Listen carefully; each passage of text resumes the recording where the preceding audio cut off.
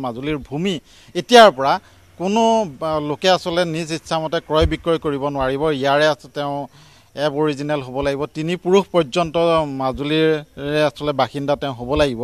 আৰু এই খবৰৰ পিছতে আসলে স্বাভাৱিকতে আহ্লাদিত হৈছে মাজুলীবাসী। শতাধিকাৰ প্ৰভু আছে, কি ক'ব প্ৰভু এই ক্ষেত্ৰত? হয়, অসমৰ সন্মানীয় মুখ্যমন্ত্ৰী ডক্টৰ হিমন্ত বিশ্ব শৰ্মাই ইতিমধ্যে বৰপেটা বৰদোৱাৰ লগতে মাজুলীৰো ভূমি সংৰক্ষণৰ ক্ষেত্ৰত তেখেতে ইতিমধ্যে ঘোষণা কৰি আহিছিল। কিন্তু ইতিমধ্যে আমি বৰ সুখী হৈছোঁ যে এই আইনখন ভূমি সুৰক্ষা বা ভূমি সংৰক্ষণ আইনখন ইতিমধ্যে গৃহীত হৈছে। তাৰ বাবে আমি মাজুলীবাসীৰ ফালৰ পৰা আমি আন্তৰিক ধন্যবাদ জনাইছোঁ অসম চৰকাৰক, মুখ্যমন্ত্ৰী ডাঙৰীয়াক। আৰু আমি সকলো সঁচাকৈ আমি আহ্লাদিত, কাৰণ এটাই কথা যে মাজুলীৰ যিটো মাজুলীৰ পৰিচয় আছে, সত্ৰীয়া সংস্কৃতিৰ প্ৰাণকেন্দ্ৰ বা সত্ৰ নগৰী, গতিকে এই মাজুলীৰ যিটো পৰিচয়, এই পৰিচয়টো যে হেৰাই যাব, এই কথাটো বিভিন্ন ফালৰ পৰা আহি মানুহ ইয়াত যদি দখল কৰিবলৈ লয়, তেতিয়াহ'লে ইয়াৰ পৰিচয়টো হেৰাই যাব বুলি ভাবি এই মাজুলীকো ইয়াৰ অন্তৰ্ভুক্ত কৰিলে এই আইনখনৰ ভিতৰত। গতিকে গৃহীত হৈছে, তাৰ কাৰণে আমি পুনৰবাৰ ধন্যবাদ জ্ঞাপন কৰিছোঁ। আৰু সঁচাকৈয়ে যিটো তেখেতসকলে আইনী ব্যৱস্থা ল'লে, এই আইনী ব্যৱস্থাক আমি আদৰণিওতো জনাইছোৱে। লগতে এটা কথা খুব আমি অনুভৱ কৰিছোঁ যে মাজুলী ইতিমধ্যে সংযোগী হ'বলৈ গৈ আছে কেইবাখনো দলঙৰ যোগেদি। গতিকে বহুতৰে দৃষ্টি আছে এতিয়াও যে মাজুলীত অকণমান ভূমি পোৱাৰ এটা আশাৰে। গতিকে ইয়াত যদি বিভিন্নজনৰ বিভিন্ন ফালৰ পৰা ভূমি যদি ক্ৰয় বিক্ৰয় হৈ থাকে, তেতিয়াহ'লে ইয়াত আমি ভাবোঁ মাজুলীৰ যিটো মৰ্যাদা বা সন্মান বা যিটো পৰিচয়, সেইটো হেৰাই যাব। গতিকে তাৰ প্ৰতি মুখ্যমন্ত্ৰী মহোদয়ে দৃষ্টি ৰাখি তেখেতে মাজুলীক সুৰক্ষা দিবৰ কাৰণে এই আইনৰ অন্তৰ্ভুক্ত কৰিলে। গতিকে এই 3 পুৰুষ বা তিনিটা প্ৰজন্মৰ ভিতৰতহে মাটি হ'ব পাৰিব, ক্ৰয় বিক্ৰয় হ'ব পাৰিব, এইটো এখন আইন আনিছে। গতিকে আমি সঁচাকৈ সুখী হৈছোঁ।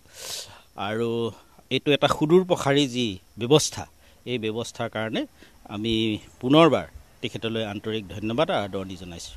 নিশ্চয়কৈ এয়া মাজুলী গড়মূৰ ঐতিহাসিক গড়মূৰ সৰুসত্ৰৰ সত্ৰাধিকাৰ প্ৰভু, তেওঁ ইতিমধ্যে আচলতে এই যি আইন ব্যৱস্থা তাক শলাগ লৈছে।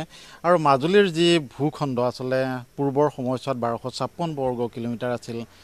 খহনীয়াত জহি খহি ইয়াৰ মূল ভূখণ্ড ক্ৰমান্বয়ে সংকুচিত হৈছে। এই সময়ত মাজুলীৰ যিসকল বাসিন্দা তেওঁলোকে থকাৰ ভূমিয়ে আচলতে ক্ৰমান্বয়ে হ্ৰাস পাইছে। এই আইনে এক সুৰক্ষা প্ৰদান কৰিব। নিশ্চিতভাৱে অসম চৰকাৰৰ যিবিলাক ভাল পদক্ষেপ,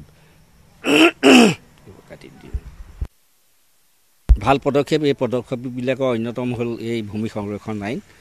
এইখনে বৰপেটা বৰদোৱাৰ লগতে মাজুলীক ইয়াক যথেষ্ট সুৰক্ষিত কৰিব, যিহেতু মাজুলী এক সাংস্কৃতিক সমন্বয়ৰ ক্ষেত্ৰ আৰু সত্ৰ নগৰী বুলি খ্যাত। গতিকে এই মণিকাঞ্চন সংযোগ ক্ষেত্ৰখনিক এই এক নতুন মাত্ৰা দিব, কিয়নো মাজুলীৰ ভূখণ্ড ইতিমধ্যে কমি গৈ আছে। মাটি কাটি যথেষ্ট বেছি যদিও ভূখণ্ড বহুত কমি গৈছে। এই ক্ষেত্ৰত মাজুলীৰ সহজ সৰল মানুহখিনিয়ে অন্য ঠাইত কেতিয়াও ভূমি ক্ৰয় কৰিবগৈ নোৱাৰে। গতিকে ইয়াৰ মানুহখিনিয়ে ইয়াতেই থাকি প্ৰজন্মৰ পৰা প্ৰজন্মই সুৰক্ষিত বহনক্ষম বিকাশ আৰু উন্নয়নৰ যোগেদি তেওঁলোক জীয়াই থাকিব লাগিব।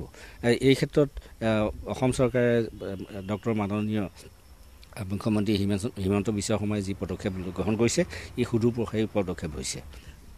নিশ্চয়কৈ আচলতে আৰু এটা কথা কৰোঁ, মাজুলীৰ ভূমি আচলতে সুৰক্ষিত কৰাৰ ক্ষেত্ৰত বা ক্ৰয় বিক্ৰয় কৰাৰ ক্ষেত্ৰত এই আইন প্ৰণয়ন কৰিছে, তাক শলাগ লৈছে। সমান্তৰালভাৱে ভৌগোলিকভাৱে ক্ৰমান্বয়ে ক্ষয়িষ্ণু হৈ পৰা নদীদ্বীপ মাজুলীৰ সুৰক্ষাৰ বিষয়টো কিন্তু যথেষ্ট গুৰুত্বপূৰ্ণ।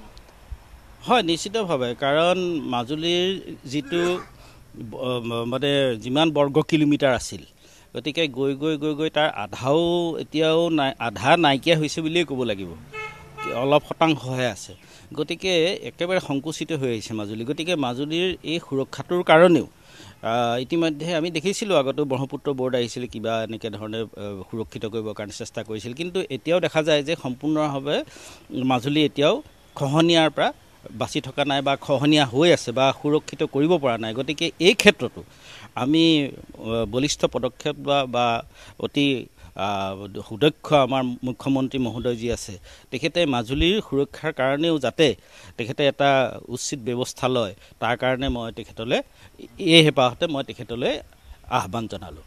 নিশ্চয়কৈ এইদৰে আচলতে ভূমি সুৰক্ষা বা ক্ৰয় বিক্ৰয়ৰ কৰাৰ ক্ষেত্ৰত যিসমূহ আচলতে আইনী ব্যৱস্থা গ্ৰহণ কৰিছে সমান্তৰালভাৱে ভৌগোলিকভাৱেও মাজুলীক সুৰক্ষিত কৰাৰ বাবে চৰকাৰৰ ওচৰত আহ্বান জনাইছে মাজুলী সত্ৰাধিকাৰৰ প্ৰমুখ্যে আচলতে সকলো গণ্যমান্য ব্যক্তি তথা মাজুলীবাসীয়ে মাজুলী সুৰক্ষিত হওক, সত্ৰীয়া সংস্কৃতিৰ প্ৰাণকেন্দ্ৰ, বিভিন্ন আচলতে জাতি জনগোষ্ঠীৰ মিলন ক্ষেত্ৰ, সমান্তৰালভাৱে দেশী বিদেশী পৰ্যটকৰ অন্যতম আকৰ্ষণৰ কেন্দ্ৰবিন্দু হৈ পৰা নদীদ্বীপ মাজুলী সদা সুৰক্ষিত হৈ থাকক তাৰেই কামনা কৰিছে সমগ্ৰ মাজুলীবাসীয়ে।